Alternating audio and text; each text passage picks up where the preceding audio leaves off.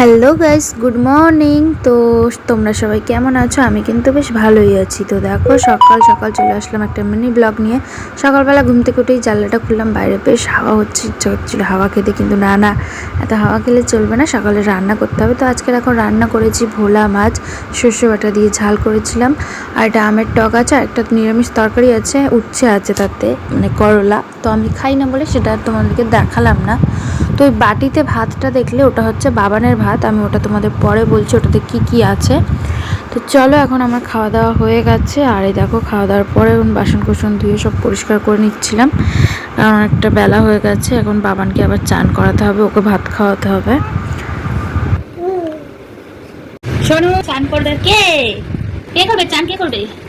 তুমি চান করবে? বাবা চান করবে। কত ঘুম থেকে উঠে গেছে, এবার চান করে ভাটু খাবে, তাই তো? আবার কি করছো? কি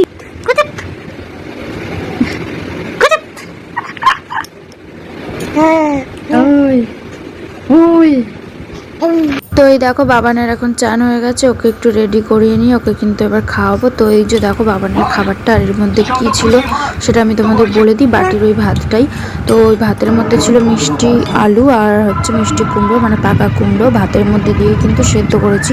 এক একদিন এক এক রকম খাওয়াই, কখনো গাজর খাওয়াই, কখনো ডাল সেদ্ধ খাওয়াই। কে কে খাবে? কে?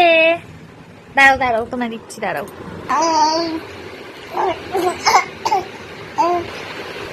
তো বিকেলবেলা বাবানকে একটু আম খেতে দিয়েছিলাম, আমটা বেশ মিষ্টি ছিল, তো একটু মজা করে খেয়েছে। তো এখন দেখো রাত হয়ে গেছে, আর বাবানের প্রায় ঘুমও পেয়ে গেছে।